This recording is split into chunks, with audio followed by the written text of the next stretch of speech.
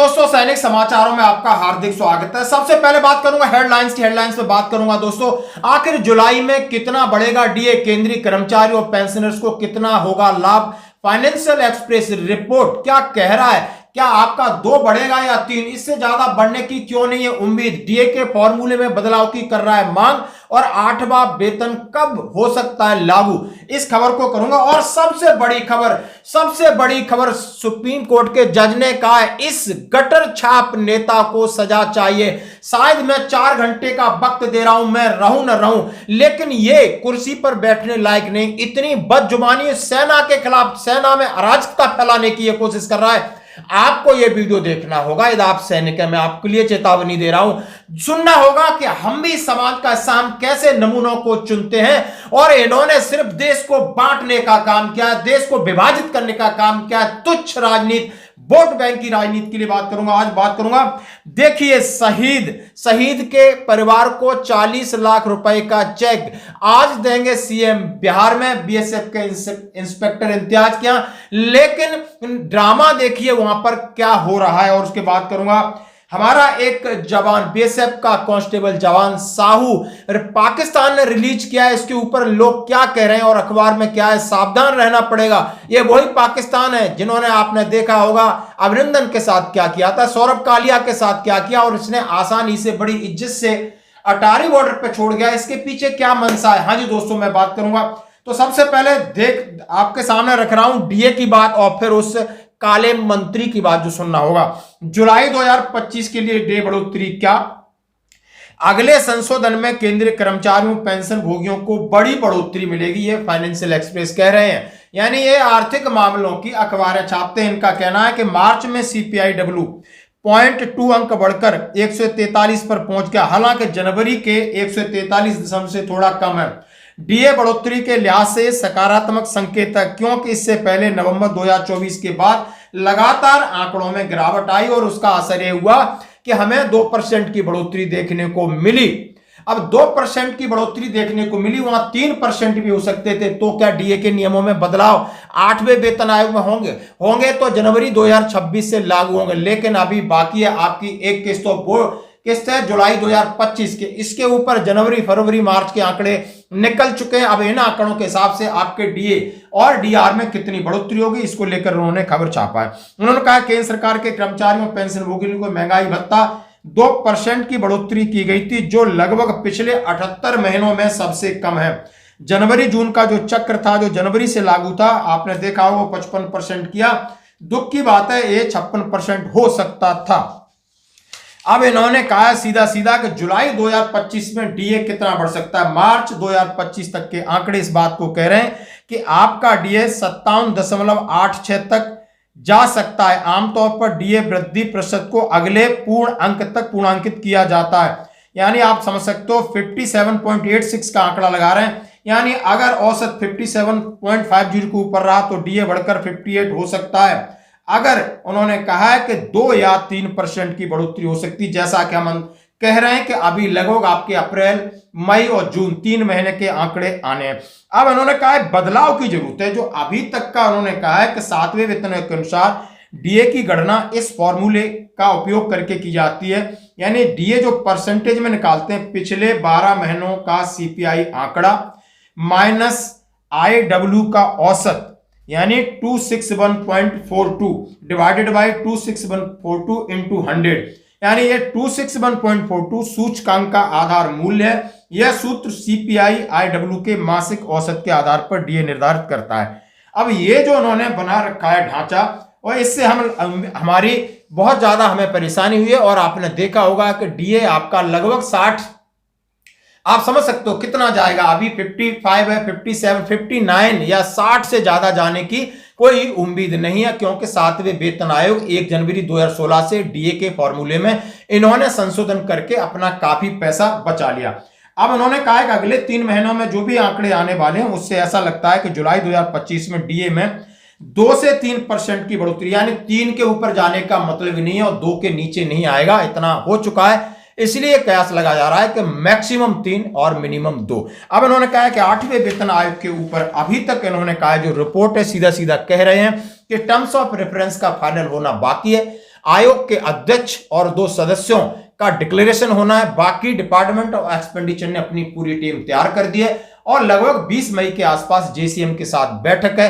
इसी महीने एंड तक ये सारी घोषणाएं हो जाएगी और उन्होंने कहा है 7वां वेतन आयोग 31 दिसंबर 2025 को खत्म हो रहा है, तो जनवरी 2026 के बाद पूरे 2026 में इसकी घोषणा संभव नहीं है। 2027 मिड या एंड तक जहां उत्तर प्रदेश के चुनाव तब तक इसकी घोषणा होगी, जैसा कि फाइनेंशियल एक्सप्रेस कह रहा है। तो दोस्तों ये थी एक बात।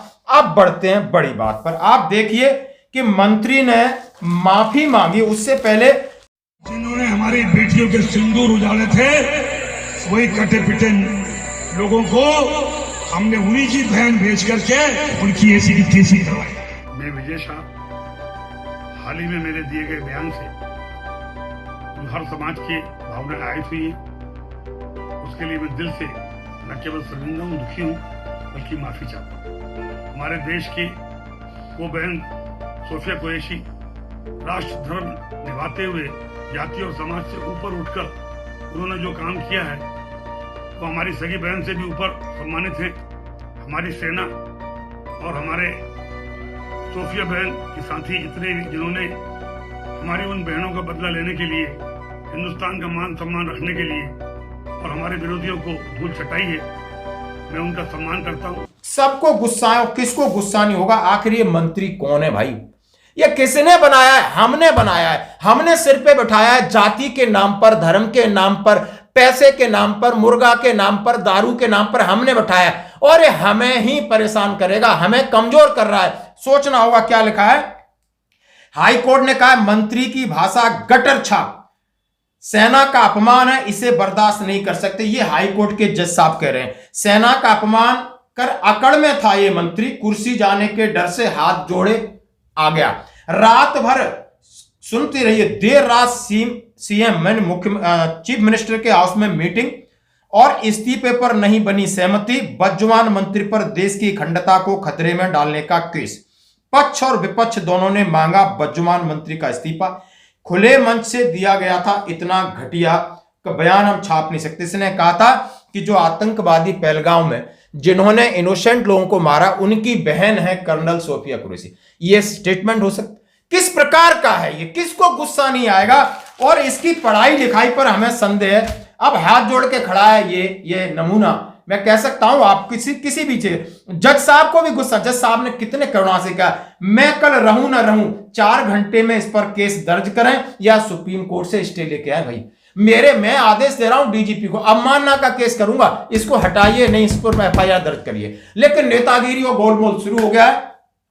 मुख्यमंत्री, ये मध्य प्रदेश का मुख्यमंत्री, शायद आप नहीं जानते हो, कोर्ट ने कहा सेना इस देश की शायद अंतिम संस्था है जिसमें ईमानदारी, अनुशासन और बलिदान का अद्वितीय उदाहरण मिलता है। मंत्री ने गटर जैसी भाषा का इस्तेमाल किया। यह किसी अफसर की नहीं बल्कि सेना को नीचा दिखाने की कोशिश है। हम इसे बिल्कुल बर्दाश्त नहीं करेंगे।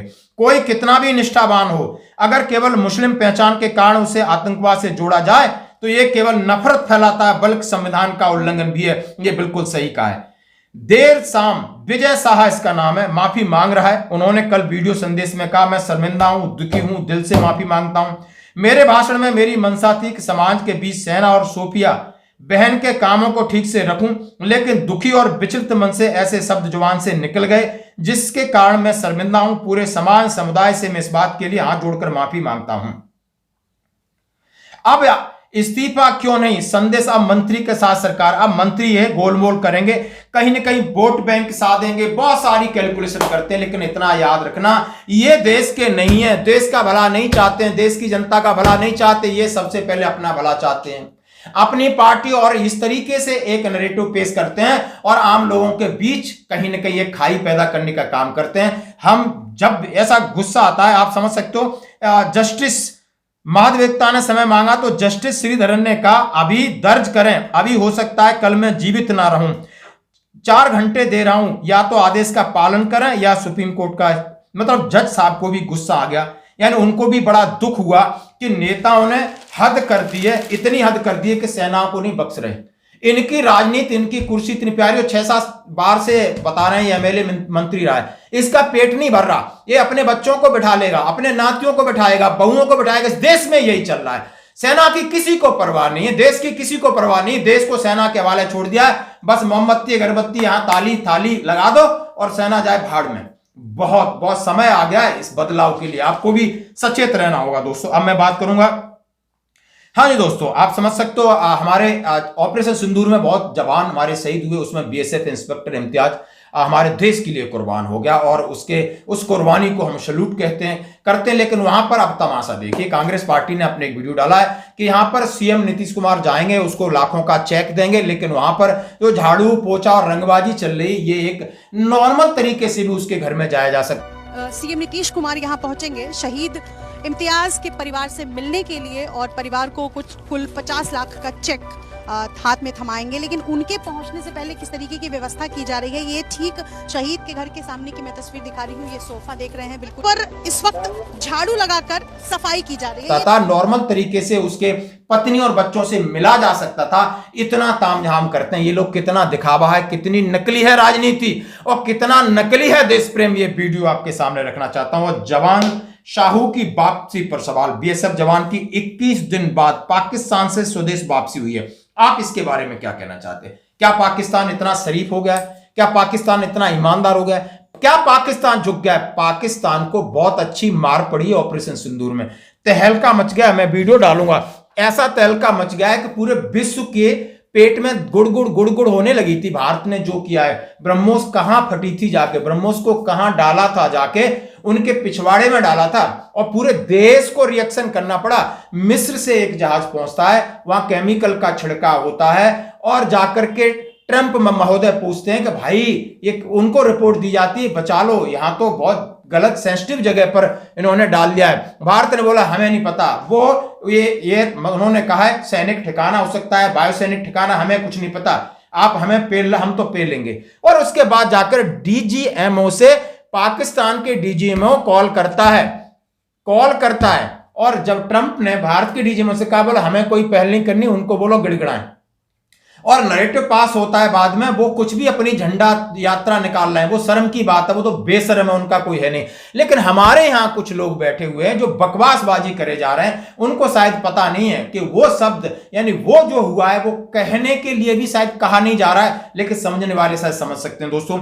अब इस बीएसएफ जवान को बड़े डर के मारे और जाकर के बाइज्जत अटारी बॉर्डर पर छोड़ के आ गए। लेकिन ये वही पाकिस्तान है। आपने देखा होगा सौरभ कालिया के साथ क्या किया था, आपने देखा होगा इतना क्रूरता दिखाते थे और आज चुटकियों में छोड़ा है। जरा देखिए एक रिपोर्ट। आज की खबरों में इतना ही, बने रहिए हमारे साथ, धन्यवाद।